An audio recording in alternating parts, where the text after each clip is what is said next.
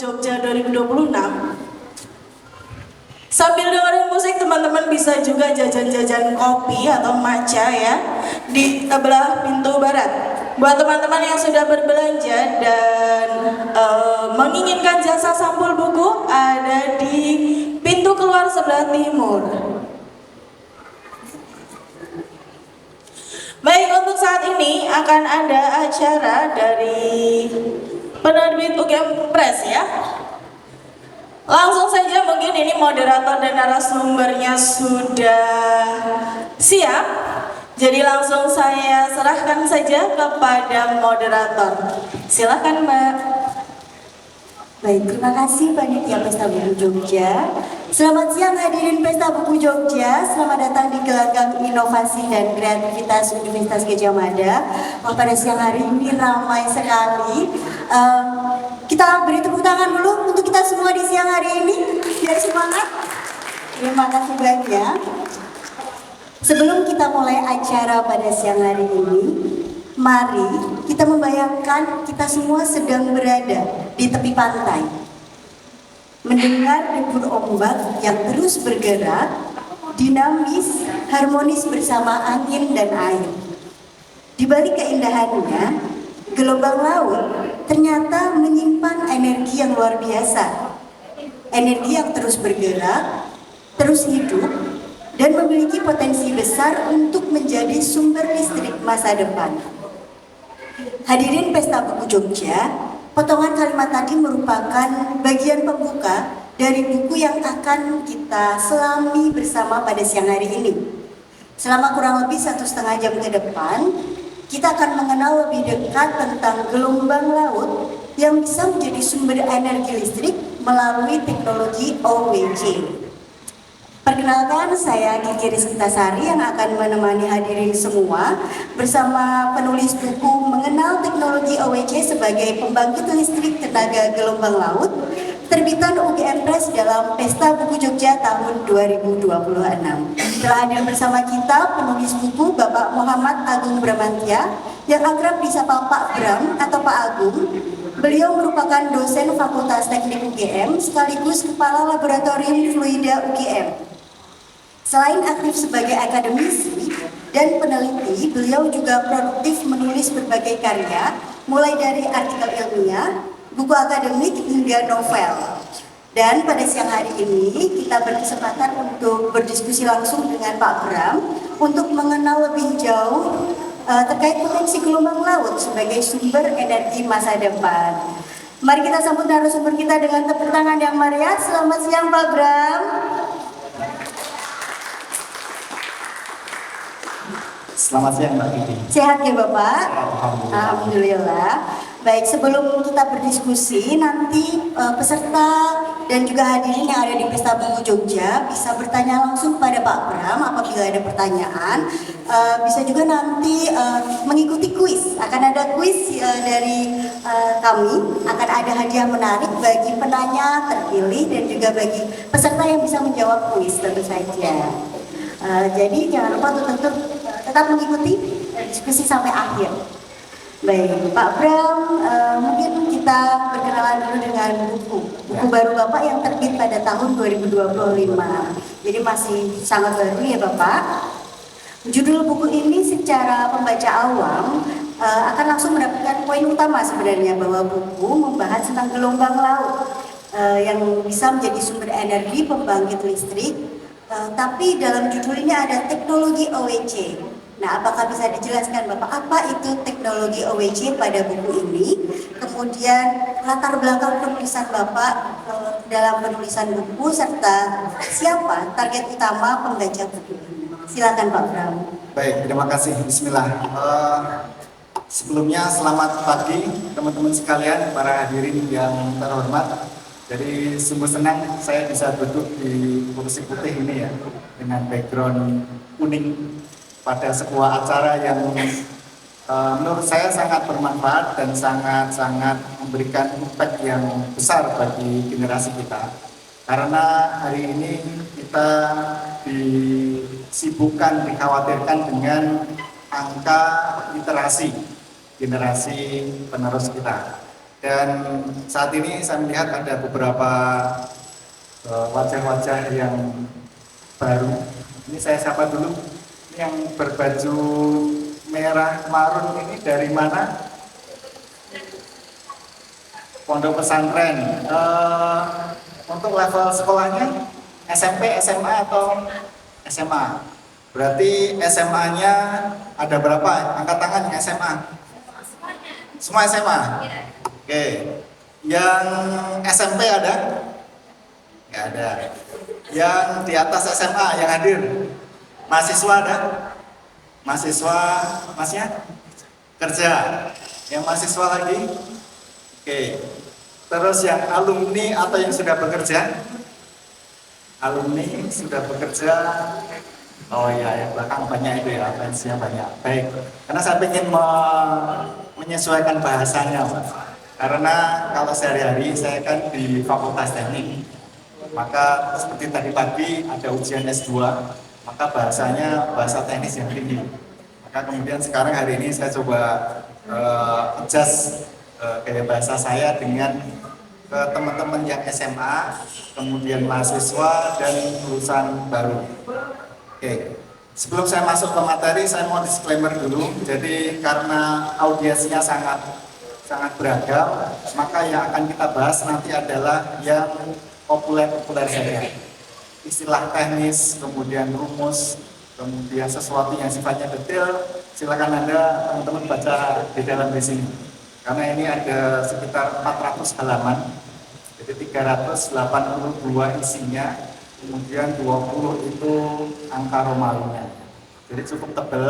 Teman-teman kalau belajar tentang membaca ini, kalau kecepatan membacanya berapa lembar per hari atau berapa lembar per jam, maka ini bisa dituntaskan dalam 1 bulan atau 2 bulan. Itu yang pertama. Jadi kita nanti sesuai dengan judulnya, ini adalah pengenalan. Karena nanti dalam serial rencana kami, rencana saya dan teman-teman itu ada yang sifatnya nanti pengenalan untuk membangkitkan rasa ingin tahu, kita perkenalan dengan teknologi baru dan lain sebagainya. Ada yang juga nanti sifatnya advance. Advance itu sudah mulai bagaimana cara membuatnya, bagaimana cara mengukurnya, dan bagaimana cara nanti penerapannya di lapangan. Itu sehingga nanti ini adalah pengenalannya.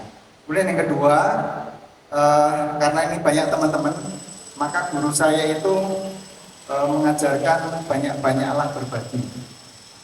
Jadi insya Allah nanti hari ini kita akan banyak berbagi. Di depan kita dari panitia sudah menyediakan beberapa buku. Jadi nanti peserta yang aktif itu akan memperoleh buku gratis. Dan kemudian dari saya, karena saya itu melihat saya punya anak. Kalau anak saya mendengarkan ceramah secara satu arah itu cenderung bosan.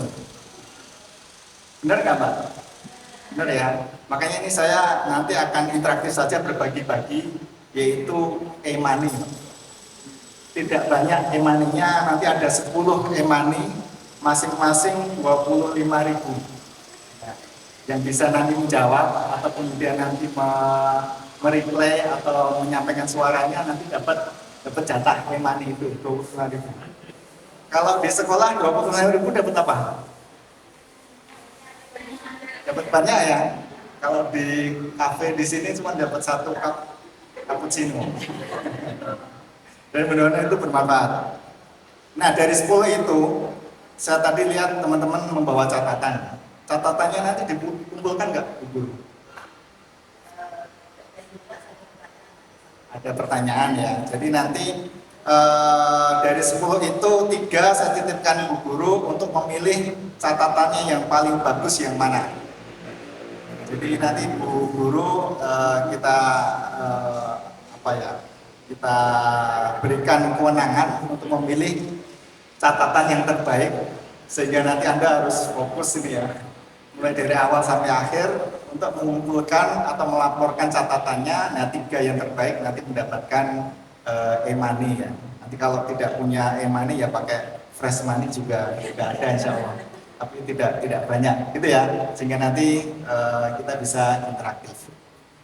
Kemudian kalau ditanya tentang latar belakang dan lain sebagainya, Maka teman-teman sekalian, hari ini itu selain banyak krisis, maka di Indonesia, terutama di dunia, itu mengalami yang namanya krisis energi. Tahu ya, energi itu ada banyak bentuknya, tetapi yang dekat dengan kita itu adalah energi untuk menghidupkan lampu, menghidupkan kamera, menghidupkan sound system, dan lain sebagainya. Pertanyaan pertama, energi apa itu? Yang tahu bisa jawab. Energi untuk menghidupkan lampu, menghidupkan HP, menghidupkan sound system, namanya energi apa? Voucher pertama, Bu Guru boleh, silakan ada mic ya. Energi listrik, ya. Voucher pertama untuk beliau 25.000. Baik, energi listrik. Jadi pertanyaannya nggak susah-susah. Jadi masih ada kesempatan yang lainnya, jangan kalah sama Bu Guru. Panitia juga boleh. Yang jelas nanti kalau sudah dapat tidak diulang lagi ya. Oke, jadi energi listrik. Energi listrik itu dihasilkan dengan sebuah proses. Nah, prosesnya itu bisa berasal dari energi yang tidak bisa dibarukan atau energi yang langsung habis. Itu yang kita kenal sebagai energi fosil. Jadi bahan bakar minyak, bahan bakar untuk diesel, pembangkit listrik itu kan berasal dari alam semesta mineral. Anda mengenal ada pengoboran minyak, kemudian diambil minyaknya kemudian dibakar untuk menggerakkan sistem penggerak pembangkit listrik, maka itu yang kemudian kita sebut sebagai energi listrik yang tidak bisa diperbaharui. Oke, itu satu ya. Nah, kita sedang mengalami krisis itu. Karena misalnya Anda pernah mendengar perang Iran sama Amerika Serikat. Nah, itu suplai bahan bakar dari Timur Tengah menuju ke benua-benua yang lainnya itu banyak terhambat di sana. Maka kemudian hari ini kita mengalami krisis energi yang tidak bisa diperbaharui. Maka kemudian umat manusia, para pemikir, para pengambil kebijakan mulai beralih sejak beberapa dekade ini untuk mencari sumber energi listrik tetapi bisa diperbaharui. Tersedia di alam semesta ini 24 jam, tidak pernah ada matinya, tidak pernah ada menyusunnya, dan lain sebagainya. Itu yang kemudian kita sebut sebagai, kalau tadi energi yang tidak bisa terbarukan, yang satunya adalah energi yang bisa terbarukan. Oke, terlalu cepat nggak ini? Kayak guru SMA ini. Tapi nanti Anda bisa lihat rekamannya ya. Betul. Nah, energi terbarukan, pertanyaan kedua, itu ada banyak sumbernya di alam semesta ini. Siapa yang bisa menyebutkan salah dua sumber energi terbarukan di alam semesta ini? Silakan tunjuk tangan. Ini pertanyaan masih dengan. Ada? Energi yang bisa kita ambil dayanya untuk diubah menjadi energi listrik tersedia di alam. Nah, itu masih yang Silakan berdiri, coba berdiri ya. Silakan. Angin satu, benar. Satu lagi matahari. Ya. Oke. Jadi dua itu ya. Jadi angin itu kan bergerak. Maka ketika dia memutar turbin angin atau kincir angin, maka dia menjadi putaran. Putaran itulah yang kemudian kita manfaatkan untuk menggerakkan generator, jadilah dia listrik. Nah, angin itu sejak Anda lahir sampai sekarang berkurang atau bertambah atau gimana? Masih terus ada ya. Selama bumi ini berputar, selama matahari itu bersinar, maka kemudian angin itu akan tetap ada.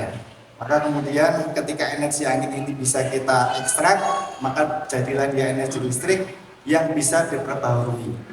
Kita tidak perlu lagi eksplorasi ke dalam bumi untuk kemudian mendapatkan minyaknya. Kemudian tadi yang kedua adalah matahari. Matahari itu menyinari kita semuanya.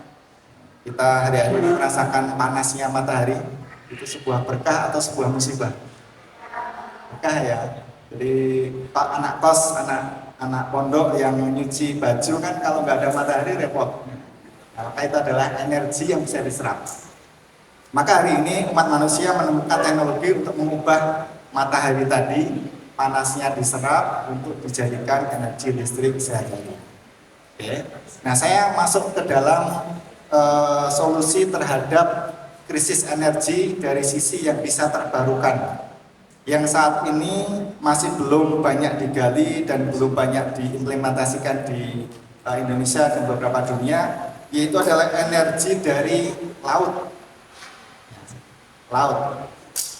Laut itu kan ada yang pernah ke pantai? Pernah, pantai mana saja? Di Gunung Kidul? Ya, Gunung Kidul, pantai mana? Pediombo, Drini, terus ya, ternyata referensinya banyak Bu, banyak jalan-jalannya nih kayaknya. Ya, kalau ada ke pantai, maka yang Anda lihat pertama kali apa? Laut, langit. Yang lain, yang bergerak apanya? Ada ombak. Nah, kalau dalam fisika, ombak itu bisa berjalan karena dia menghantarkan energi. Kalau Anda kemudian misalnya bermain-main di kamar mandi, maka kalau bak air itu airnya diam, maka di sana tidak ada energi yang bergerak. Hanya ada energi potensial kalau Anda membuka di fisika ya.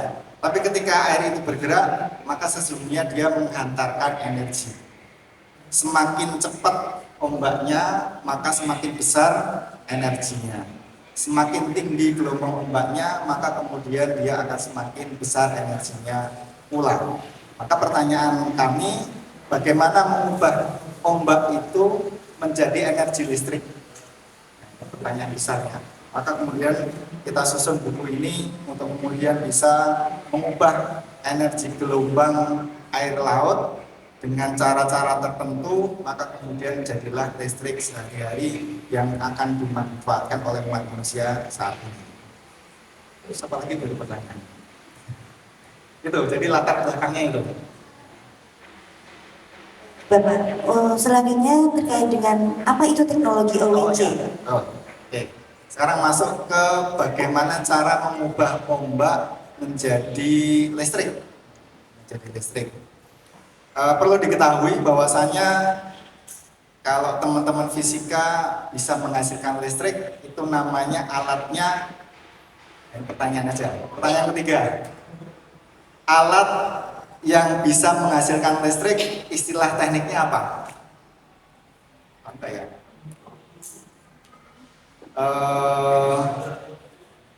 Apa Mas? Ada yang tahu? Oh ya ini. Sedikit lagi, bagian besarnya, tornya sama. Untuk bisa mengenerate energi, jadinya apa? Kalau bahasa Inggrisnya to generate, untuk membangkitkan. Nah, alatnya namanya generator. Siapa namanya tadi dicatat ya? Jadi tadi sudah ada 3 guru yang belakang sana sama mbaknya yang pakai cadar itu ya. Generator. Jadi generator itu sesungguhnya dia adalah mengubah gerak berputar. Kemudian nanti ada magnet listrik sehingga kemudian ketika gerak berputar berpotongan dengan medan magnet, maka itu akan menjadi ada beda potensial listrik yang itu kemudian nanti disalurkan. Nah, ini silakan pelajaran SMA-nya TKA ya sekarang ya. TKA fisika itu masuknya apa? Masuk ke bidang apa itu? Kincir. Nah, kincir itu berputar seperti ini. Nah, ketika itu dia berputar, maka dia kemudian menghasilkan listrik. Itu adalah generator. Kalau fungsinya berkebalikan, dari listrik menjadi gerak berputar, maka itu namanya motor. Jadi kipas angin ini adalah alat yang membutuhkan listrik untuk dia bisa bergerak. Paham nggak? Nah, ini pagi-pagi sudah sarapan belum?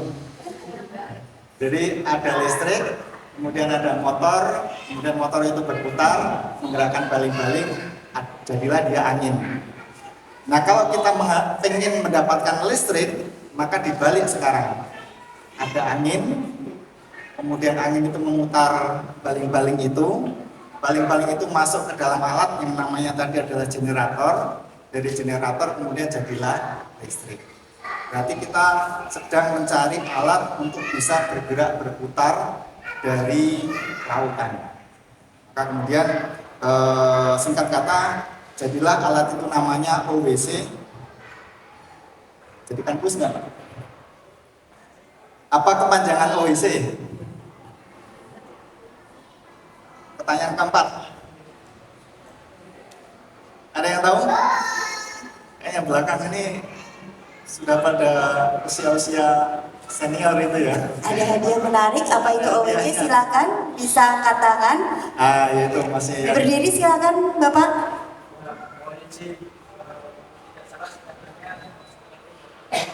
Oscillating water column. Bahasa Indonesianya apa Mas? Kalian? Kolom air yang berosilasi, benar? Ya. Betul. Dari mana? Oke, dari UGM. Oke. Mungkin kalau yang agak dewasa buku aja ya Mbak, ini Mbak, bukan voucher ya.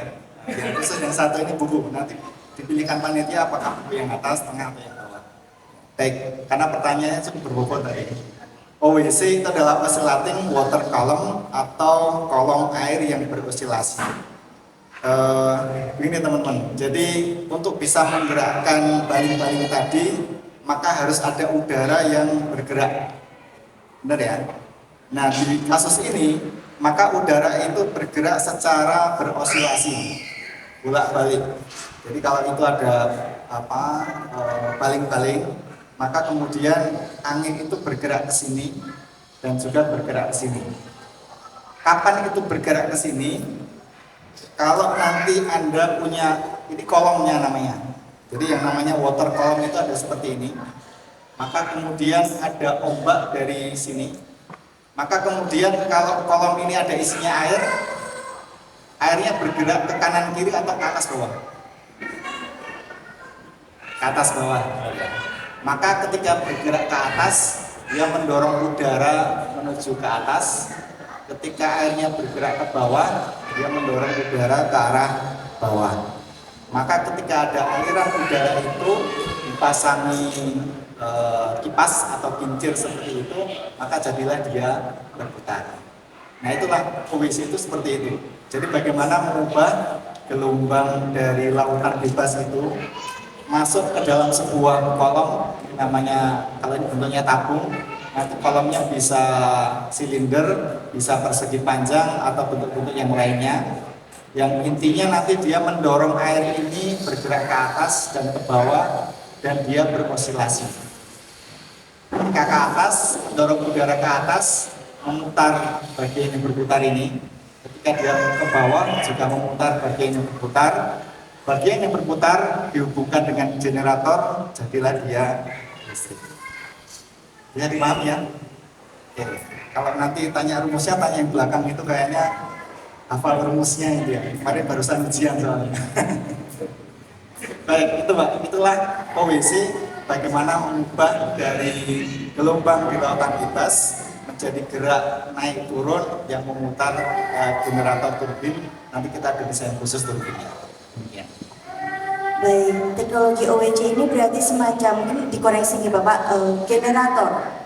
Sebelum generator. Sebelum generator. Membangkitkan generator. Oke, baik Bapak. Untuk selanjutnya, siapakah sebenarnya target pembaca dari buku ini?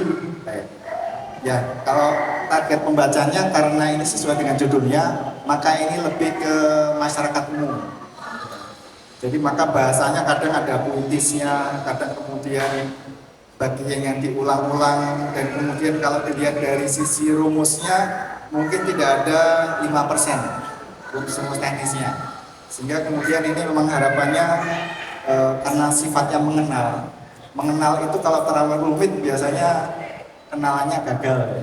Jadi kenalan itu kamu siapa, namanya siapa, asalnya siapa, IPK-nya berapa, hobinya apa, makannya apa, itu kan feel dulu yang mau diajak kenalan. Tapi begitu kenalan itu yang umum-umum dulu yang ditanyakan sesuai dengan yang difikirkan oleh orang banyak, maka kemudian itu akan kenalannya akan berjalan dengan baik. Maka sama, ini nanti mulai dari kenapa harus ada OWC, kemudian Indonesia bisakah menerapkan OWC, kemudian bagaimana tadi proses utama dari gelombang air laut menjadi energi listrik itu dalam bahasa yang umum itu seperti apa, ada di sini. Termasuk nanti kalau ini juga pembaca umumnya itu bukan hanya kalangan akademisi, tetapi juga harapannya bisa masyarakat sama pengambil kebijakan. Makanya di bagian akhir itu ada nanti kajian tentang dampak lingkungan ketika ini diterapkan, kemudian ada aspek ekonominya dikit-dikit, dan kemudian juga ada aspek policy, jadi undang-undang yang terkait atau kebijakan yang terkait dengan kondisi ini. Jadi memang ini sangat luas, tidak hanya orang teknik. Mudah-mudahan dengan demikian semangat kami untuk menyebarkan teknologi baru dalam tanda kutip di Indonesia ini bisa terlaksana. Menarik sekali. Mulai sekarang mungkin setelah ini kalau kita main ke pantai, yang dipikirkan langsung ingat materi dari Pak Bram. Wah, itu ombak itu kalau ada botol itu bisa jadi listrik. Nah, pertanyaan selanjutnya Bapak, bagaimana implementasi teknologi OWC di Indonesia? Kemudian apa keuntungan dan juga kekurangannya? Baik, ya. Jadi Indonesia ini sebenarnya tidak kekurangan orang pintar, Mbak. Jadi yang berdiri di depan saya ini orang-orang pintar ya. Jadi Anda sudah bisa selesai kemarin TKA. Ada yang mereka juga konon menghafal Quran, itu orang pintar. Kemudian di belakang itu ada yang lulus S1, ada yang baru menempuh S2, ada yang alumni UGM. Masuk UGM itu kan saringannya banyak. Jadi tadi teman-teman kalau jobnya ditanya sudah pernah masuk UGM ya, masuk UGM. Jadi nanti jangan khawatir ketika seleksi perguruan tinggi tidak bisa masuk secara formal, ya masuk secara informal melalui pameran-pameran seperti ini. Intinya kita tidak kekurangan orang pintar, sehingga ketika teknologi baru itu diperkenalkan di dunia ini, maka ada saja orang Indonesia yang berhasil untuk memahami fenomena ini. Kemudian ada yang mereka sebagian tertarik untuk mencobanya dari skala lab sampai yang kemudian implementasi. Nah, kalau dari informasi yang kami dapatkan, maka pernah ada di dekat kita itu di Pantai Baron. Benar ya, Baron ya? Tahu kan Pantai Baron ya? Nah, kalau nanti Anda main ke sana, itu sekarang ada yang namanya, kalau dulu BPPT, sekarang jadi BRIN. Jadi BRIN itu punya semacam teknopark di sana. Saya terakhir ke sana akhir tahun yang lalu, Mas. Jadi di sana itu ada science technopark, ada kincir anginnya, ada fotovoltaik dari matahari, dan juga ada teknologi OWC-nya. Yang kalau kita lihat di dalam referensi itu didirikan tahun 2005, kalau nggak salah. Artinya pilot project di Indonesia tentang OWC ini sudah diimplementasikan oleh para pendahulu kita, dan ketika kita ditelusuri ternyata yang menyesal juga kerjasama antara BRIN saat ini, kalau dulu BPT bersama dengan Fakultas Teknik. Kebetulan waktu itu ada guru kami Pak Hermawan dan teman-teman, mungkin Mas Adnan tahu itu, termasuk seniornya di Teknik Sipil, itu menginstal di sana. Artinya sebagai pilot project itu kemudian sudah pernah dilaksanakan, hanya kemudian tantangannya adalah membuatnya berskala ekonomis. Jadi skala ekonomis itu antara modal yang dikeluarkan dengan hasil yang diperoleh itu maunya untung atau rugi? Untung ya. Jadi ketika mendatangkan tenaga pekerja, mendatangkan material, menjalankan konstruksi, kemudian diinstal dan lain sebagainya, maka itu sebanding dengan nanti keluaran daya listrik yang bisa dijual dan bisa dimanfaatkan. Memang tantangannya kemudian efisiensinya saat ini masih rendah. Jadi efisiensinya masih rendah, ibaratnya kita punya masukan air laut itu 100%, yang berhasil dikonversi, nanti mohon koreksinya itu masih totality di bawah sepertiganya. Jadi 30% di bawahnya itu yang terkonversi murni menjadi energi listrik. Sehingga efisiensi itu menjadi tantangan. Dan yang kedua adalah iklim. Di laut itu iklimnya sangat ekstrim.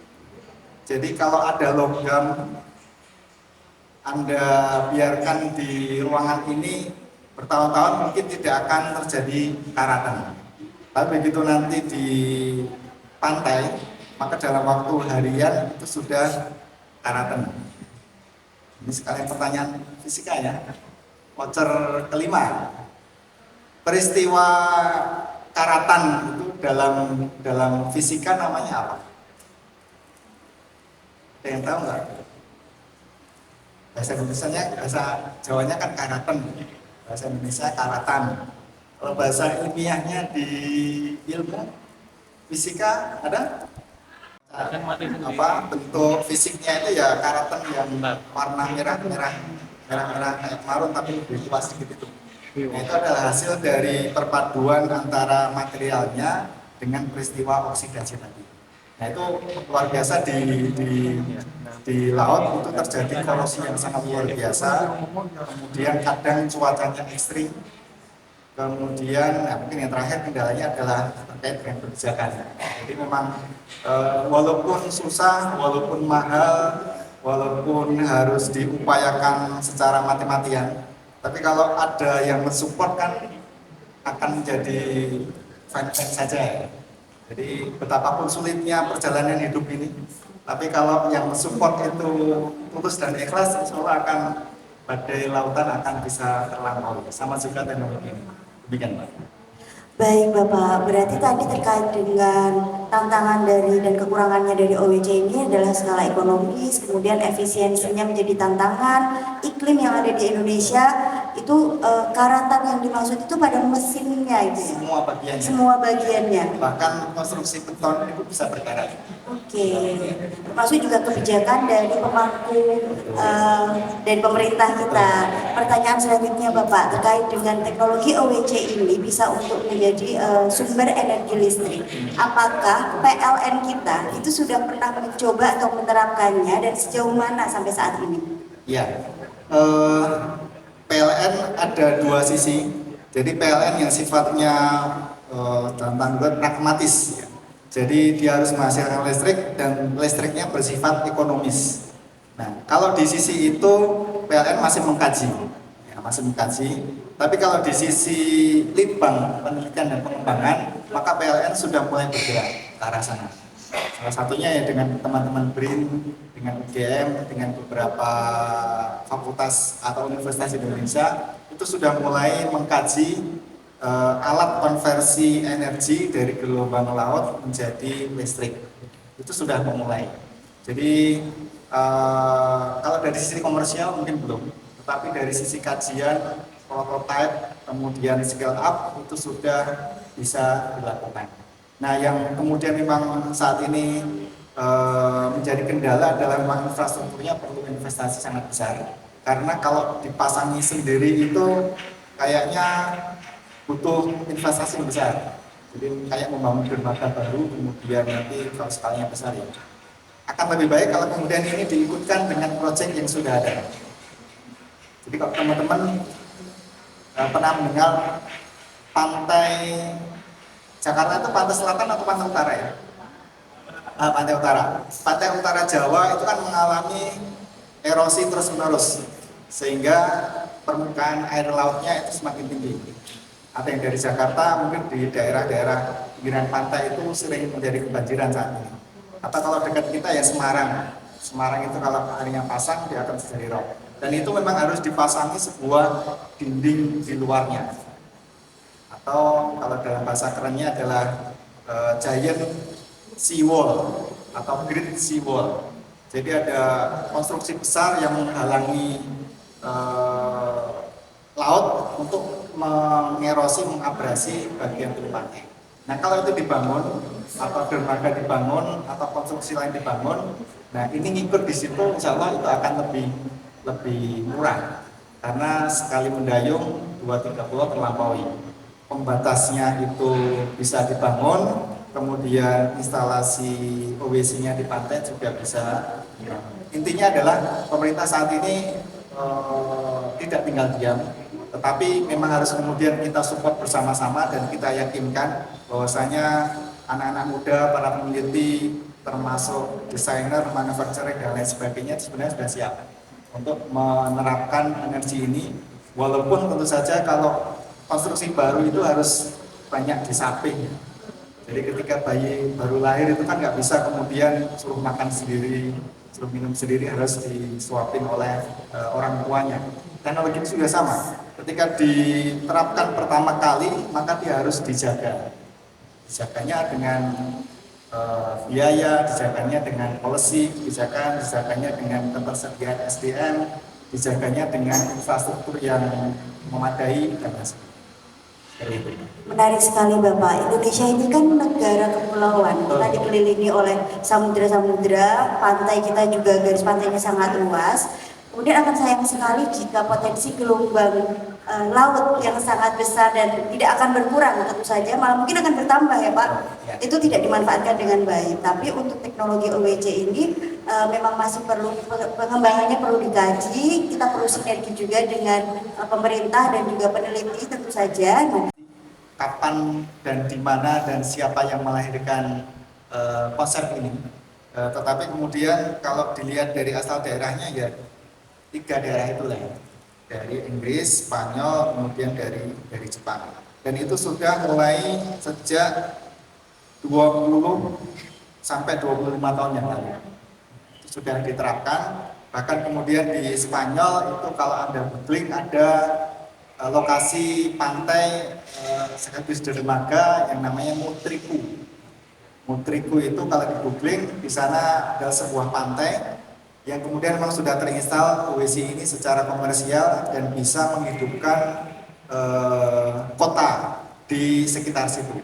Jadi levelnya sudah kota, jadi ada semacam berapa ya?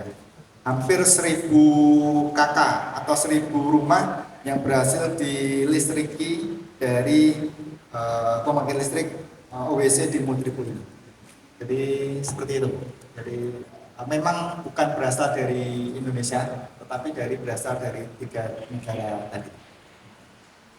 Luar biasa sekali Bapak, berarti teknologi OWC pemanfaatannya pada gelombang laut apabila bisa diimplementasikan misal setiap daerah yang ada di pinggir-pinggir pantai atau dermaga itu akan sangat membantu suplai sumber energi listrik. Betul. Baik, selanjutnya Bapak, apakah ada dampak negatif dari penggunaan teknologi OWC ini? Oke. Ya, terkait dampak ini saya jadikan kuis saja ya. Teman-teman yang khususnya yang SMA sekarang, kalau ada bangunan baru di pantai, kira-kira yang paling terdampak di sekitar pantai itu apa dan atau siapa? Ayo. Ayo yang tadi sering main ke pantai Ke pantai. Drini. Jadi ke Drini. Kemudian tiba-tiba di samping itu ada bangunan besar. Nah, kira-kira yang kemudian terdampak negatif itu apa atau siapa atau bagaimana? Apa siapa saja? Nah ini. Silakan berdiri Ya. Mbak. Ayo jawab aja. Salah nggak disuruh membalikan kok. Nggak ada nilai yang dikurangi ya Bu Guru ya. Silakan. Terumbu karang, ya itu salah satunya. Jadi di pantai itu kan ada banyak sekali ekosistem makhluk hidup yang ada di sana. Maka kemudian salah satu yang mau voucher atau mau buku? Apa? Terserah. Kok terserah sih? Oke, biar beda buku aja, nanti bisa pilih buku ya. Mbaknya yang tengah ini. Jadi terumbu karang atau ekosistem habitat laut yang ada di sana itu akan otomatis kemudian terdampak di situ. Makanya apapun konstruksi, apapun bangunannya mesti akan ada kajian dulu, analisis dampak terhadap lingkungannya. Atau kita mengenai sebagai AMDAL, jadi analisis dampak terhadap lingkungannya. Kadang kemudian ada tempat-tempat yang ketika itu disurvei ternyata ekosistemnya memang tidak ada yang terdampak di situ. Jadi kayak nanti bisa dilihat di beberapa survei itu beberapa pantai yang sudah mati, kemudian memang tidak ada ekosistem di situ, itu baru kemudian bisa ditanggung.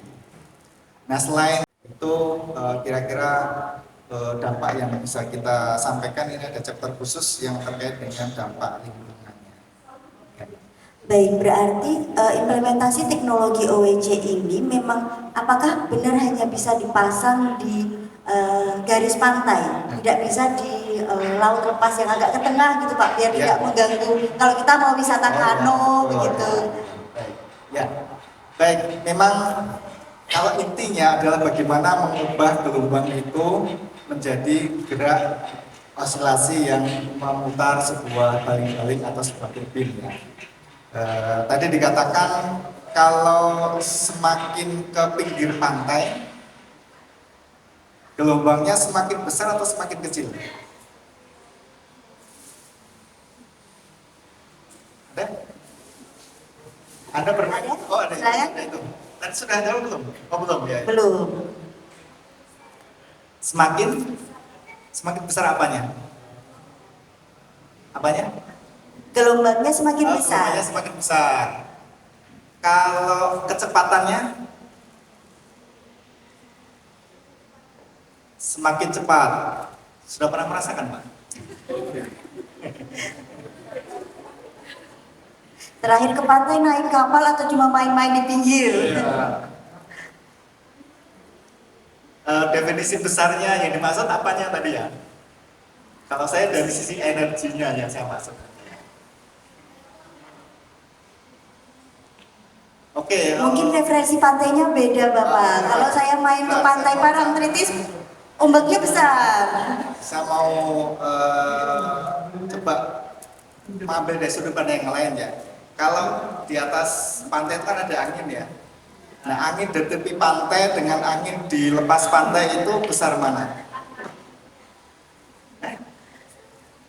Besar di pantai? Sudah pernah ke tengah lautan belum? Gak berani ternyata Pak selama ini. Bukan di daratan ya. Antara di rumah, antara di kosan atau di pondok dengan tepi pantai memang kemudian lebih besar di tepi pantai. Tapi kalau antara di tepi pantai dengan di tengah lautan itu kencang di tengah laut ya. Jadi nanti itu dikoreksi. Jadi tadi ternyata ada juga yang salah jawabannya. Oke. Nanti masih ada pertanyaan berikutnya. Pertanyaan berikutnya. Jadi nanti bisa dapatlah snack boleh nanti. Oke, jadi di tengah pantai itu energinya semakin besar karena sebenarnya potensi gelombangnya itu juga semakin besar, anginnya juga akan semakin besar. Sehingga kalau mau memilih sebenarnya antara di tepi pantai dengan di tengah lautan itu sebaiknya kalau bisa di tengah laut itu bagus. Cuman nanti ada sedikit penyesuaian. Karena kalau di tengah pantai kan dia harus mengapung. Kalaupun tidak mengapung, biar tidak kemana-mana, dia harus kemudian ada jangkarnya di situ.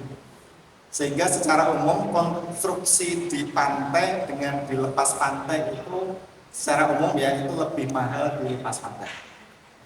Sehingga kemudian kenapa dicobakan dulu yang di pantai itu adalah seperti itu. Kemudian juga nanti pemantauannya juga lebih mudah, handlingnya, kemudian mengkoneksi listriknya dari tepi pantai kalau ke darat kan langsung itu. Tapi kalau di tengah laut harus ada kabel bawah laut.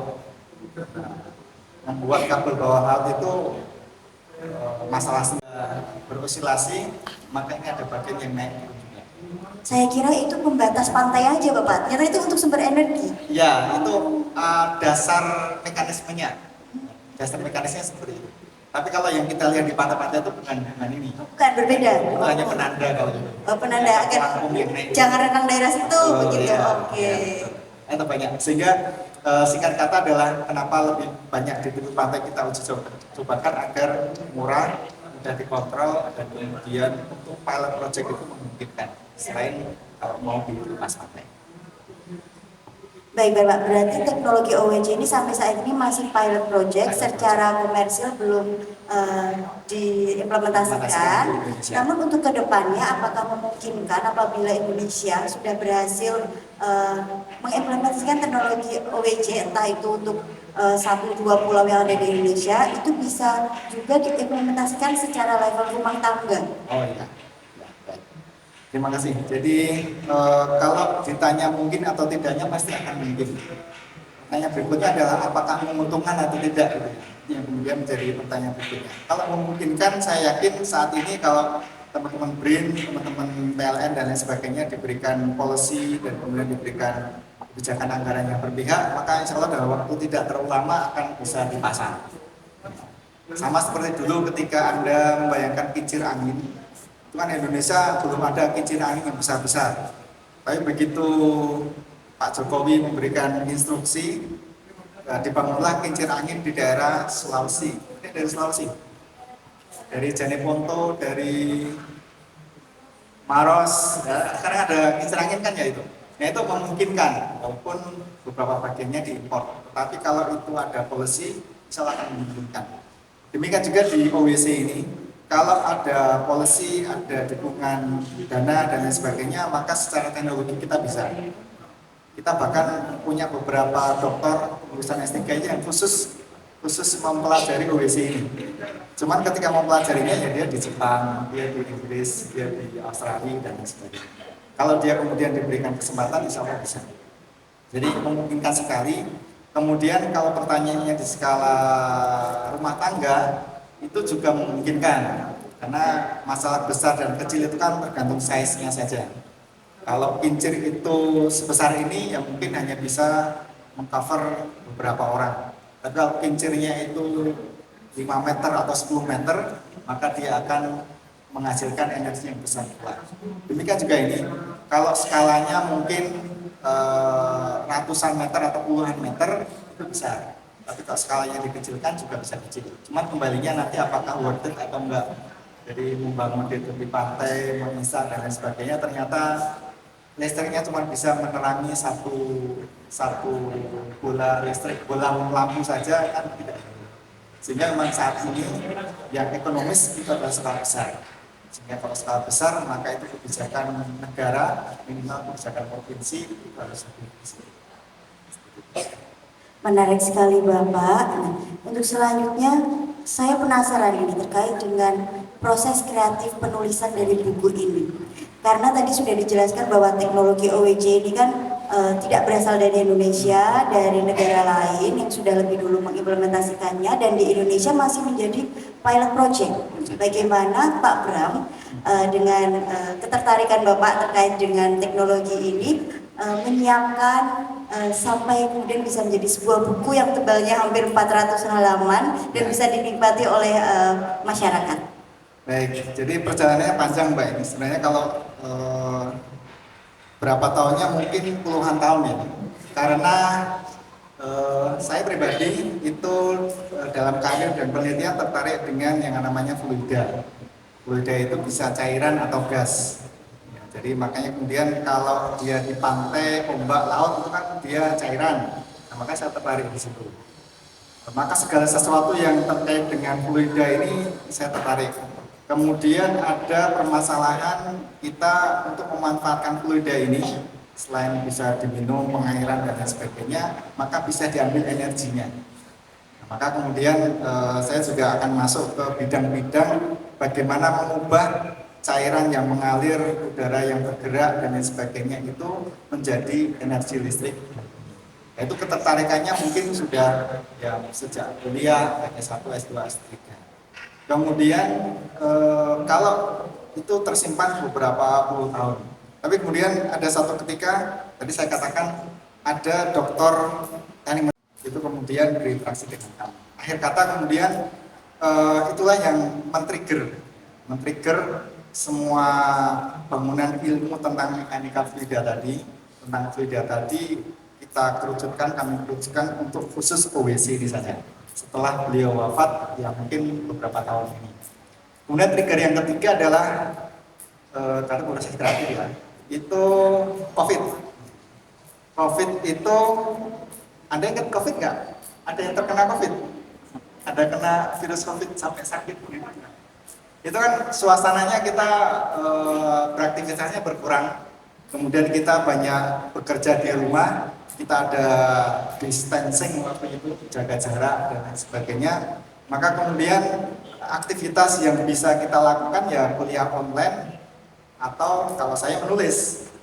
Sehingga ketika COVID itu yang tadinya pergi kemana-mana, mengisi kuliah, seminar, atau pergi perjalanan kemana-mana, kita di rumah saja. Maka kemudian itu trigger ketiga yang kemudian ini saya harus mulai menulis. Maka kemudian dikumpulkanlah bahan-bahan dan lain sebagainya. COVID itu berkah karena waktunya luang daripada cuma rebahan, maka kita mengambil peran untuk menulis di situ. Sehingga kalau secara teknis sejak 2022 biasa kalau kita mikir itu kita susun di otak dulu sejak S2, S3 dan lain sebagainya. Baru tadi ada trigger kolega senior yang meninggal dunia, ilmunya sayang untuk dihapuskan, kita hidupkan lagi. Kemudian yang terakhir adalah karena banyak waktu luang dalam tanda kutip di rumah, maka kemudian ya satu-satunya cara kita menulis. Sehingga itu kumpulan itu ketika kita fokus, ternyata ketika menulis itu tidak sampai 2 tahun. Jadi mulai menyusun kerangka, kemudian mulai mengisi bagian-bagiannya, dan kemudian mulai menyusun kata-katanya itu kalau fokus insya Allah 2 tahun. Bahkan sekarang ini gelombang yang cukup mengkhawatirkan atau membeberkan juga AI. Jadi AI itu sangat luar biasa sekali, mempercepat apa yang dulu-dulu tidak pernah kita pikirkan sekarang mempercepat.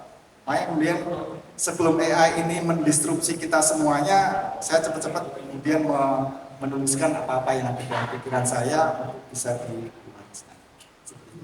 Luar biasa sekali Pak Bram. Jadi kalau bisa saya rangkum sedikit dari proses kreatif Bapak menulis buku ini adalah pertama Bapak memang memiliki ketertarikan dengan topik freedom. Ya. Kemudian dari rekan Bapak, guru Bapak yang juga sudah memiliki ketertarikan hal yang sama, beliau sudah lebih dulu meneliti, memiliki data-datanya, namun karena beliau belum sempat menuliskannya, melanjutkan penelitiannya, Pak Bram melanjutkan data tersebut, penelitian tersebut, dan juga menuliskannya menjadi buku. Sehingga hari-hari yang beliau, guru Bapak habiskan untuk meneliti itu tidak hilang begitu saja, tapi abadi menjadi sebuah buku karya yang bisa dibaca, dimanfaatkan. Luar biasa sekali Bapak. Dan di sini teman-teman kita itu dari bahasa ya, dari jurusan bahasa. Betul? IPS. Oh IPS, dari IPS. Oke, baik.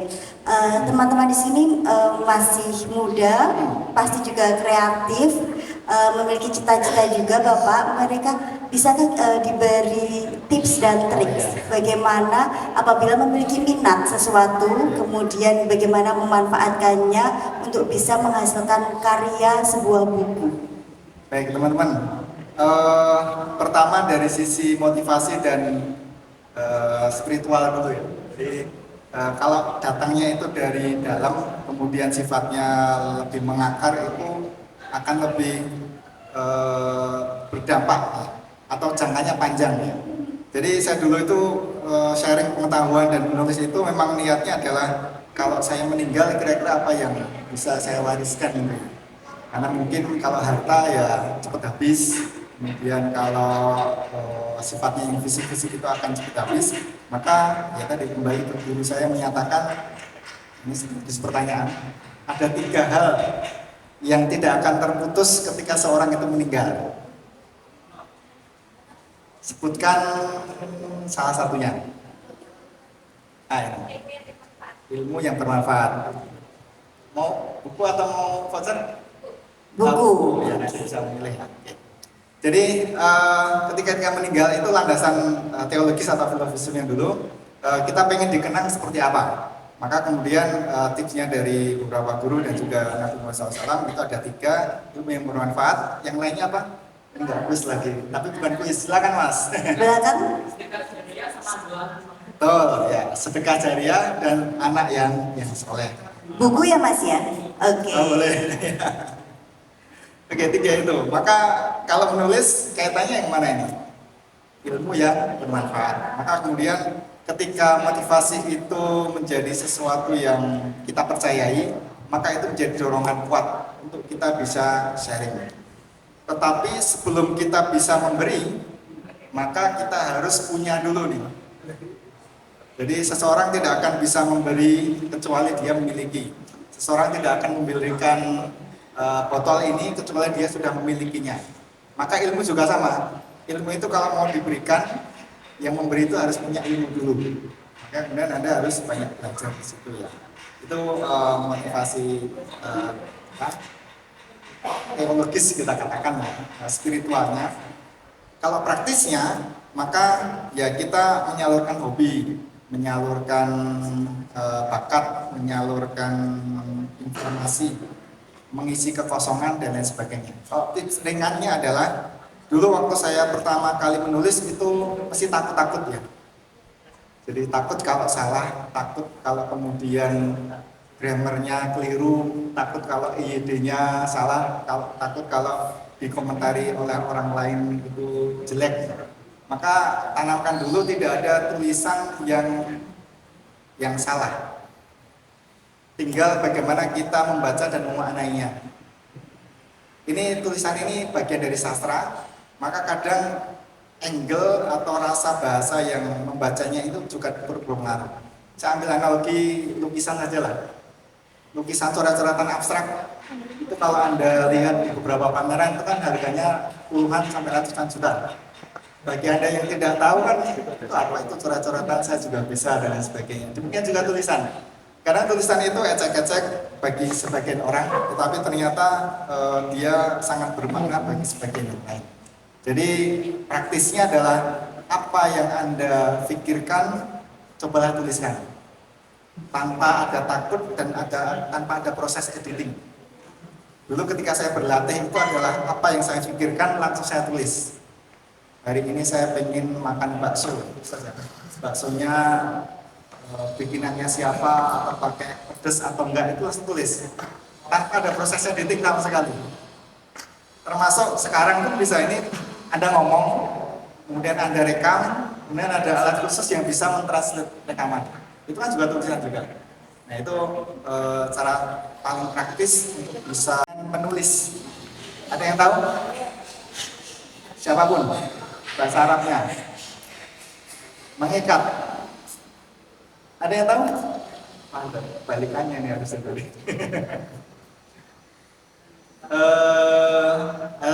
Saya yang tahu bisa meneruskan ya. Qayyidul.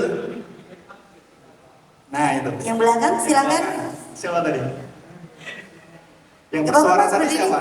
Sudah dapat hadiah belum? Iya. Sudah dapat. Sudah dapat. Ya, jadi qayyidul ilma bil kitabah. Jadi ikatlah ilmu itu dengan menuliskannya. Jadi hari ini kita itu agak terjadi loncatan budaya.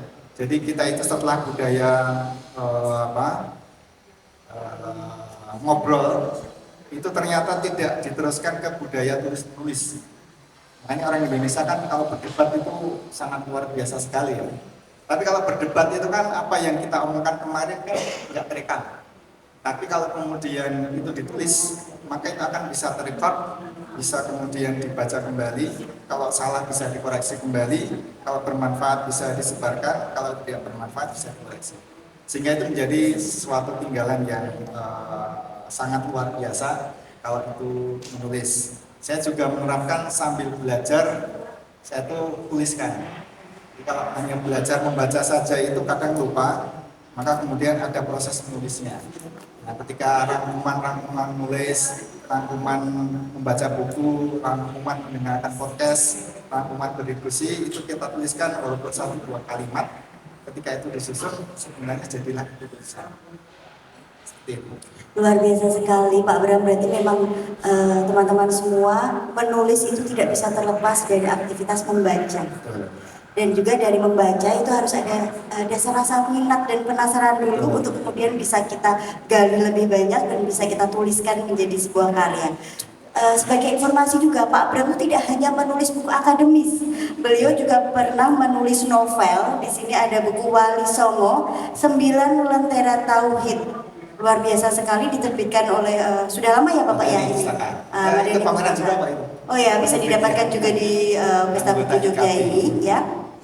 Ini bukti bahwa Pak Bram tidak hanya menulis untuk akademis, tapi juga menulis untuk minat beliau.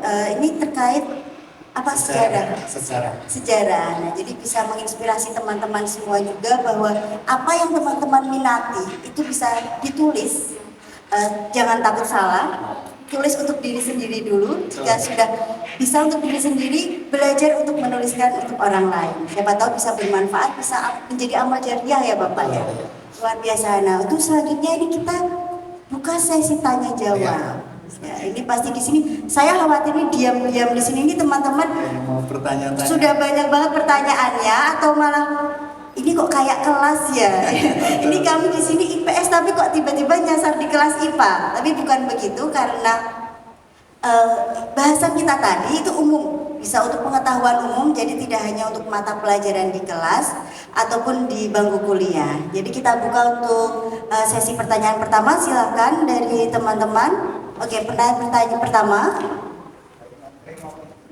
Baik materi atau kepenulisan atau mungkin ada penasaran, Pak Bram gimana caranya masuk UGM?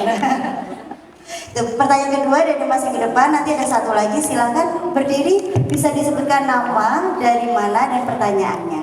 Ya, perkenalkan saya Fadel dari UGM dari Visipol.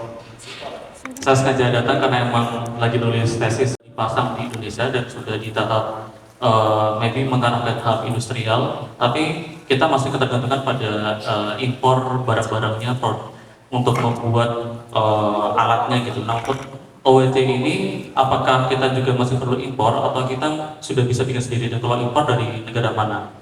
Paling itu dua saja pertanyaan. Terima kasih.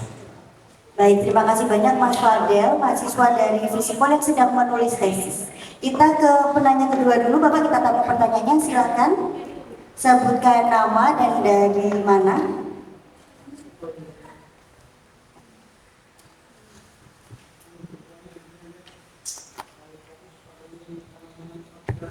Oke, sebelumnya izin perkenalkan terlebih dahulu, nama saya Isan dari Fakultas Teknik.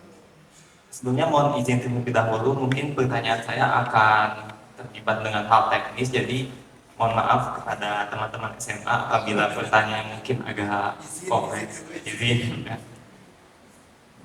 sedikit latar belakang, saya tuh selama kuliah itu suka mengikuti kompetisi yang namanya tuh dari SRE gitu, Society Renewable Energy. Nah, jadi sebelumnya tuh saya sempat kayak menganalisis terkait geothermal gitu. Dan untuk kompetisi kedepannya tuh saya ingin mencoba kayak memahami PLT yang lain gitu. Seperti contohnya yang OWC ini. Nah, mungkin yang akan saya tanyakan itu, ini kan masih dalam bentuk pilot project kan? Nah, apakah ada seperti peluang yang masih dapat dikembangkan secara spesifik dari proyek itu, seperti contohnya alatnya atau sensornya mungkin, dan keunggulan apa yang didapatkan apabila kami itu mengimplementasikannya itu di Indonesia? Karena kan Indonesia itu didominasikan oleh lautan gitu Pak. Mungkin di situ bisa menjadi tinggi untungnya juga. Seperti itu sih Pak. Terima kasih. Baik, terima kasih banyak Pak Ihsan, mahasiswa dari Fakultas Teknik UGM ya terkait dengan pertanyaannya.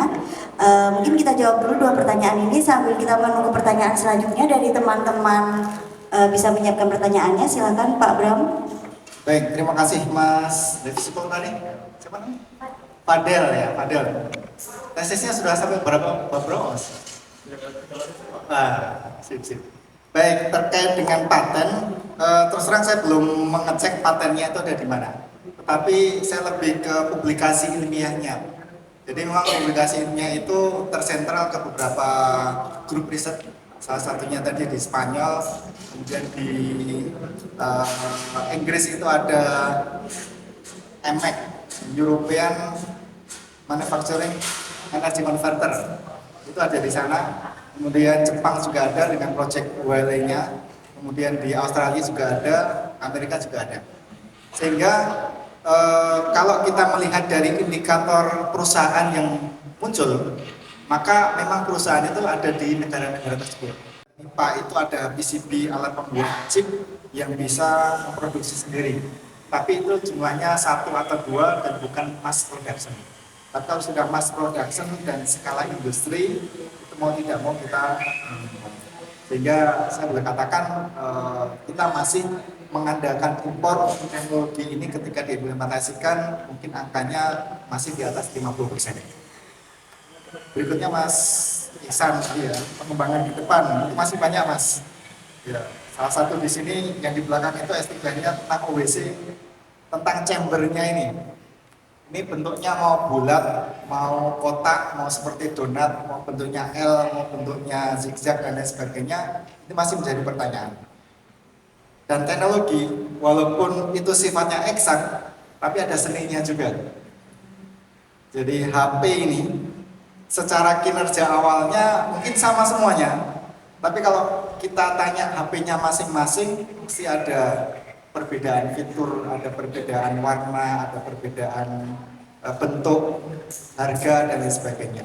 Sehingga masih banyak pengembangan di bidang OWC ini, mulai dari fenomena, bahkan kalau di mesin itu ada 4 konsentrasi. Material itu masih kita PR banyak, bagaimana bisa menciptakan benda tahan korosi, tahan lama, dan murah. Nah, kalau ada mesti akan kita beli. Nah, maka di teknologi material kita sedang mencampur-campur ya. Kalau Anda memasak itu ada gula, ada macam-macam itu dimasak. Kalau di material juga sama. Ini zat A dipadukan dengan zat B, zat C, jadilah material baru. Energi juga masih sama, efisiensinya masih kecil. Kita meningkatkan 1% efisiensi, itu kalau di skala nasional itu dampaknya bisa triliunan. Ya. Jadi anggaran kita posturnya misalnya 1000 triliun. Efisiensi 1% berapa triliun? Nah, itu sudah banyak sekali. Jadi meningkatkan dari 31 menjadi 32% dari sisi teknologi konversi energi itu sudah akan bisa menghemat anggaran banyak sekali. Jadi teman-teman yang meneliti, walaupun improvementnya cuma 1%, itu dampaknya kalau skalanya global nasional itu besar sekali. Ada konstruksi, ada bidang otomasinya, dan lain-lain. Jadi kontrolernya itu juga kita pengen kalau ombaknya di Samas berbeda dengan ombaknya di Parangtritis. Itu karakternya berbeda. Nah harapannya bisa ngejas sendiri, mikir sendiri, apalagi sekarang pakai AI, itu nanti diberikan data. Kan mungkin dari teman-teman dari SMA tidak harus terkait dengan OWC-nya. Oh, Iya. baik. Silakan berdiri Mas, bisa disampaikan dari mana, namanya siapa? Ayo nanya ya, dari jauh-jauh. Baik, terima kasih atas kesempatannya. Perkenalkan, saya Muhammad Nazar dari Fakultas Teknik UGM. Mau nanya, tadi di sebelumnya ada pembahasan terkait efisiensi yang masih bisa kurang dari 1/3. Ya. Nah, saya mau nanya sih terkait dengan efisiensi ini. Kalau kita lihat dari sudut pandang ekonomi, kan kalau kita lihat meskipun efisiensinya masih di bawah 1/3, tapi kan kalau kita lihat dari OWC ini dia memiliki sumber energi yang tanpa batas ya Pak ya, selalu ada terus, selalu bergelombang terus. Nah, apakah efisiensi ini kalau dari segi ekonomi ini apa ya, bisa dikatakan kan efisiensinya kecil tapi memiliki sumber energi yang terbatas, ataukah apa ada faktor lain yang mempengaruhi dari sistem OWC ini atau seperti apa? Ya, mungkin kurang lebih seperti itu sih Pak. Terima kasih. Efisiensi. Ini memang sekarang periodenya periode efisiensi. Jadi kata ajaib Bapak di mana-mana sekarang. Di sekolah ada efisiensi nggak? Makannya berkurang atau fasilitasnya berkurang gitu? Ya, satu penanya atau digabung yang lain? Oke. Baik, terima kasih Mas dari mesin. Jangan-jangan mesin juga itu. Oh iya. Terkait efisiensi, memang efisiensi itu perjalanannya panjang. Efisiensi bisa berkurang karena hilang di gelombangnya sendiri. Efisiensi bisa hilang ketika dia terkonversi dari gelombang menjadi kolom air. Kemudian efisiensi bisa hilang ketika kolom air ini dikonversi menjadi putaran, hilang lagi dari putaran menjadi listrik di pembangkit sana, kemudian dari pembangkit sana masuk ke rumah-rumah juga ada efisiensi lagi. Pertanyaan bagi yang SMA, mentotalkan efisiensi tadi itu dikalikan atau ditambahkan? Yuk, cuma dua kemungkinannya.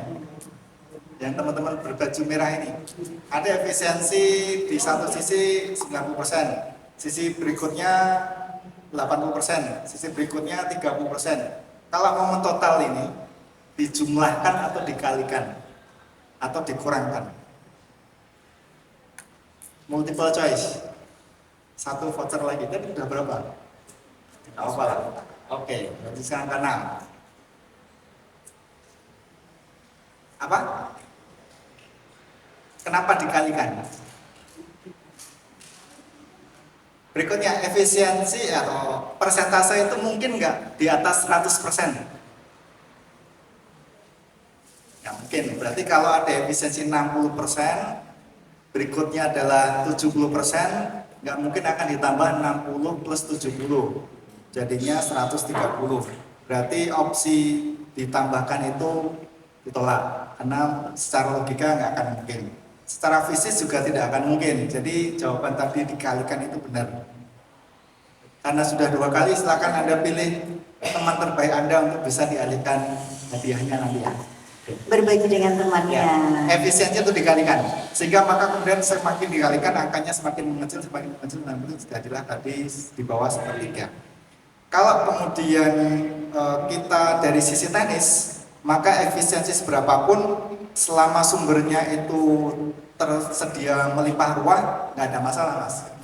Jadi laut kita menyimpan sekian ribu gigawatt potensial. Kalau diambil cuma 10% saja, itu masih bisa untuk menghidupi listrik di Jawa ini. Tapi sisi teknis, harus tadi Mbak Kiki menyatakan digabungkan dengan aspek-aspek yang lainnya. Kita selalu berhadapan dengan aspek ekonomis. Sehingga kemudian walaupun secara efisiensi bisa masuk, kita bisa membuat harganya turun menjadi lebih ekonomis karena mungkin ada aspek yang lainnya yang akan berkait dengan hal itu. Nah kalau ini diterapkan di energi terbarukan, punya insentif, saya kira itu juga akan sangat menarik. Karena dengan adanya energi terbarukan, kemarin dari CIOS, Yudhistira itu ya, itu pernah mensurvei, kalau kita ini kan sekarang rencana pemerintah di tahun 2025, itu bauran energi terbarukannya itu harus mencapai 23%. Ya. Ini agak teknis ini. Jadi listrik kita ini, harapan pemerintah di tahun kemarin itu yang berasal dari energi terbarukan itu jumlahnya 23%. Kalau 23% itu suplai barangnya berasal dari Indonesia saja, maka itu sudah bisa menutup 70% angka kerja. Jadi kalau pabrik baterai, pabrik baling-baling, pabrik menara, pabrik PV dan lain sebagainya itu diadakan di Indonesia, untuk mensuplai 23%, itu lapangan pekerjaan yang dibuka itu sudah bisa menyelesaikan hampir 70% lebih. Itu dari Mas Bima Yudhistira kemarin dari CIOS ya. Sehingga memang harus kehadiran pemerintah ini sangat-sangat kita harapkan. Selain daripada memang prioritas yang sudah ada saat ini, maka energi ini menjadi barang yang mungkin akan menjadi seksi ke depannya. Karena Anda bisa bayangkan kalau sekarang sehari saja kita mati listrik, mau ngapain? Jadi sudah hebat banget ya, kita lowbat ini saja sudah belingsatan gitu ya, sudah mulai resah. Apalagi kalau kemudian 1 hari, 2 hari tanpa listrik. Nah, maka listrik itu menjadi energi yang perlu dipikirkan oleh pemerintah, bahkan perlu disubsidi sebagaimana subsidi yang lainnya. Iya Bapak, dan juga saat ini kan pemerintah itu sedang mengupayakan agar tidak tergantung pada sumber energi yang tidak terbarukan tadi, Fosil. tapi juga ternyata jika tidak didukung secara penuh dan tidak dilirik secara industri, mungkin tidak akan berkembang dengan pesat. Saat ini kita semua tahu sudah banyak masyarakat yang beralih ke mobil listrik Betul, ya. maupun mobil hybrid, tapi kan tidak serta-merta kemudian kita bisa beralih dari bensin ke listrik. Itu pasti perlu ada transisi. Begitu juga dengan pemanfaatan teknologi OWC pada gelombang laut untuk menghasilkan energi. Itu pasti butuh transisi dan juga butuh dukungan dari pemerintah, kemudian dari industri modalnya juga untuk mengembangkan lebih lanjut. Baik, selanjutnya kita buka pertanyaan lagi. Pertanyaan tidak harus terkait dengan buku teknologi OWC. Silakan dari teman-teman ada yang penasaran, mungkin Pak Bram tuh biasanya kalau ke pantai, itu ke pantai mana? Gelombang lautnya yang bagus, gelombang laut pantai mana? Silakan loh teman-teman bisa pede aja ya Bapak. Betul, ya, tidak harus yang tenis-tenis. Iya. Silakan bisa disebutkan namanya, dari kelas apa, dari sekolah mana? Perkenalkan, nama saya Rara dari Pondok Pesantren Solihan kelas 12. Di sini saya ingin menanyakan di luar pembahasan. Energi apa yang terdapat di dalam bom atom sehingga ketika meledak menghasilkan ledakan yang besar? Oke, ya. Terima kasih. Luar biasa sekali, Masya Allah. Oke. Mbak Rara ini sepertinya udah mulai penasaran. Iya. Insya Allah jadi peneliti bom atom. Ya, langsung dijawab saja Bapak, mungkin sambil teman-teman yang lain mulai berpikir mau tanya apa. Saat ini energi atom atau kita kenal sebagai energi nuklir itu masih dimasukkan sebagai energi yang terbarukan. Energi kimia. Kimia ketika kemudian masuk ke dalam tubuh kita maka dicerna, jadilah dia kemudian nanti energi untuk menggerakkan sel-sel tubuh kita. Jadilah kalau kita tadi jalan, energi untuk jalan, kalau tadi membaca, energi membaca, dan lain sebagainya. Intinya kemudian dia berubah dari bentuk satu dari bentuk yang lainnya. Nah, di nuklir itu ketika sebuah reaksi partikel terkecil dari sebuah materi itu kan, kalau dalam Quran ada zarrah. Zarrah itu tafsirannya adalah partikel terkecil yang bisa diidentifikasikan oleh manusia. Jadi kalau ini benda padat, ketika kita lihat kecil-kecil sekali ada molekul. Semakin kecil dia ada, apalagi di dalam molekul itu ada elektron, ada proton, ada atom, inti atom, dan lain sebagainya. Oke. Nah, ternyata besaran energi yang dimiliki oleh sebuah partikel itu menurut Einstein, kenal Einstein? Hukumnya yang terkenal apa? E sama dengan mc kuadrat. E adalah apa? Energi. M adalah apa? Massa. C adalah apa? Kecepatan cahaya dikuadratkan. Jadi energi itu tergantung dari massa dan kecepatan cahaya. Nah, pada ini singkatnya saja, nanti rumit. Pada reaktor nuklir itu yang diutak-utak, yang dimodifikasi adalah pada massanya. Jadi massa. Misalnya ada uranium 1 kg. Ketika dia diubah jadi energi, besarnya jadi berapa? Tadi E sama dengan mc kuadrat. M-nya 1 kg. C-nya berapa? Kecepatan cahaya? Pokoknya banyak lah. Pokoknya ada lah gitu ya. Pokoknya banyak. Pangkatnya sampai puluhan pangkatnya. Artinya dengan kita mengkonversi 1 kg uranium tadi, kita bisa menghasilkan sekian banyak energi yang bisa diproduksi dari proses fisi dan fusi tadi. Sehingga itulah yang kemudian dilaksanakan oleh teman-teman nuklir hari ini, bagaimana mereaksikan massa tadi dengan reaksi fisi dan nuklir. Tentu saja tidak satuannya kilogram tapi gram dan lain sebagainya, untuk bisa dihasilkan energi dari rumus dasar Newton tadi yang setara dengan kecepatan cahaya, dan itu amat sangat besar sekali. Tetapi tidak semua massa bisa dikonversi dengan teknologi hari ini. Kalau air belum bisa dikonversi jadi reaktor fusi dan infusi.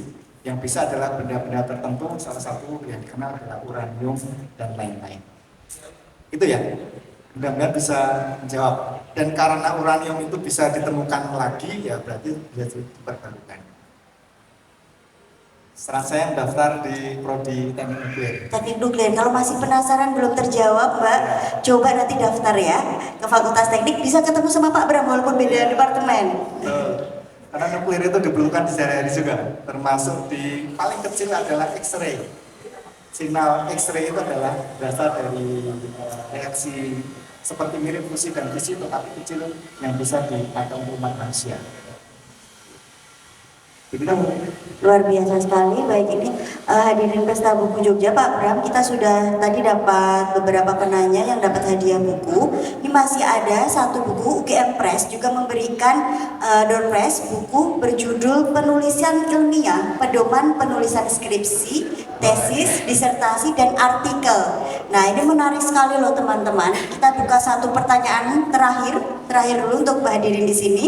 Yang bisa menjawab nanti bisa kita beri buku karya Bapak Jogianto Hartono terbitan UGM Press. Baik, kita beri satu pertanyaan lagi, silakan. Ditanya atau bertanya? Bertanya. Baik, siapa yang mau bertanya? Oh, sudah langsung dapat satu. Siap. Apakah lagi ngerjain tugas akhir nih? Semangat banget. Silakan berdiri. Selamat pagi. Perkenalkan, nama saya Alvin dari Fakultas Teknik. Saya ada di sini karena saya memiliki kebingungan antara memilih topik research untuk kedepannya itu, Pak. Nah, karena OIC ini termasuk relatif yang relatif baru dan ditenagai oleh ombak laut yang istilahnya naik turun, Pak, ya, atau bergenjot. Nah, pada teknis OIC atau oscillating wave column ini, karena ombak air laut itu fluktuatif, apakah nanti daya yang dibutuhkan untuk memutar turbin dan juga generator itu juga fluktuatif, jadi dayanya itu juga naik turun gitu, Pak? Atau apakah memang ada teknis lain yang bisa mengubah daya tersebut menjadi daya yang konstan? Terima kasih. Sebenarnya dia beratur sesuai dengan polanya sama, terus frekuensinya sama, amplitudenya sama, dan lain sebagainya. Itu hanya ada di teori.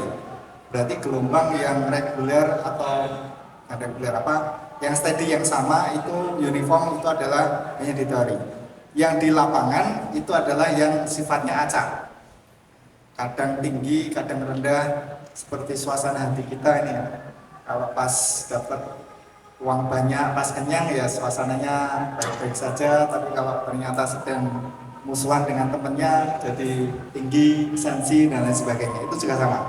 Jadi kalau di alam semesta yang tersedia adalah yang irregular atau yang transient atau yang tidak steady atau uniform. Nah, begitu masuk ke teknologi, sebuah generator itu dia bekerja pada putaran tertentu. Kalau putarannya terlalu cepat membuat alat ini rusak. Kalau putarannya terlalu lambat, maka dia belum sampai pada daerah kerjanya. Sehingga kita pengennya output yang konstan. Sama seperti menulis, kalau menulis bisa 1 lembar sehari, ya pengennya sepanjang tahun itu 1 lembar sehari terus, tapi kadang moodnya kan naik turun, maka kita perlu menstabilkan. Nah, di alat ini pun juga nanti ada kita penstabil, baik itu yang di ranah elektrik maupun yang di mekanik.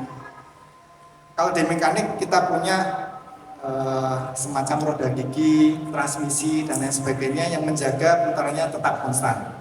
Kalau di ranah elektrik, ya teman-teman ada semacam regulator ya, yang tadinya naik turun distabilkan, listriknya, frekuensinya up and down distabilkan, sehingga ranah ini pun juga perlu diteliti.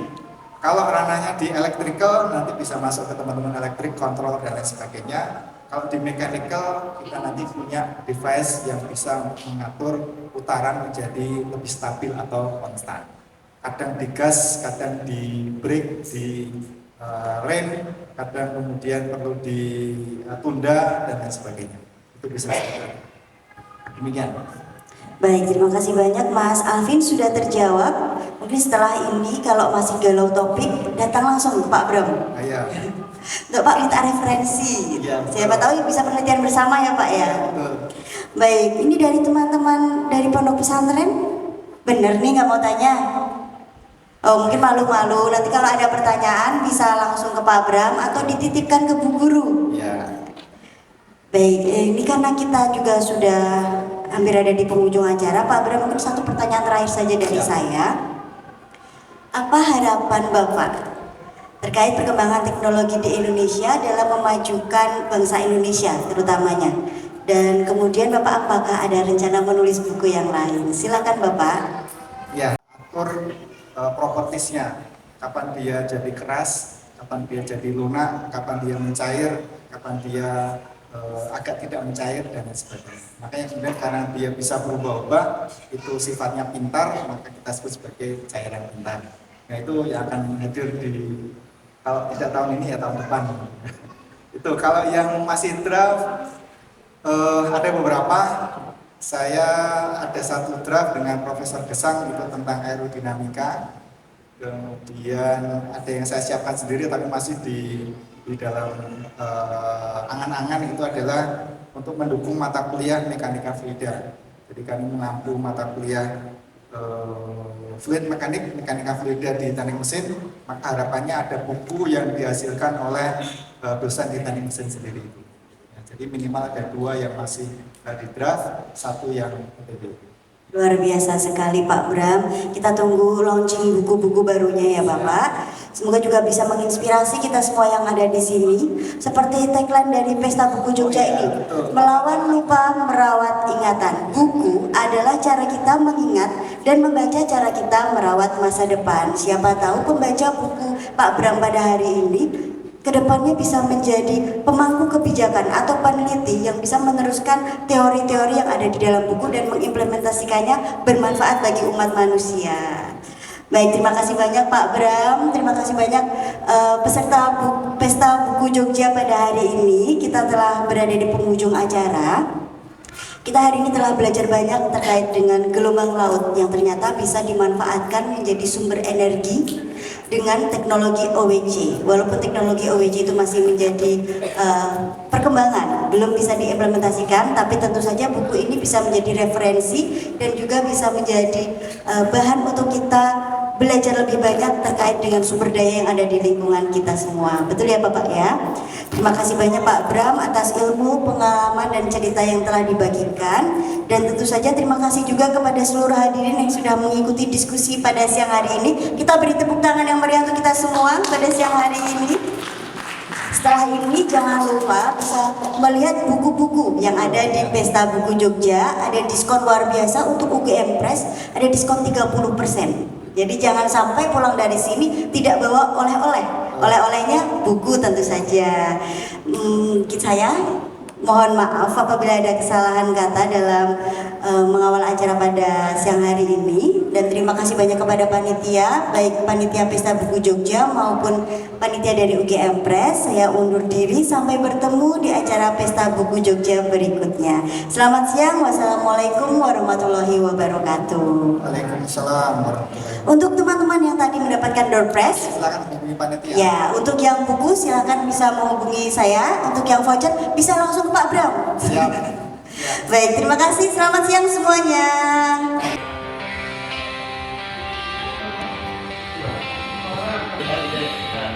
Yang kiri pindah ke kanan.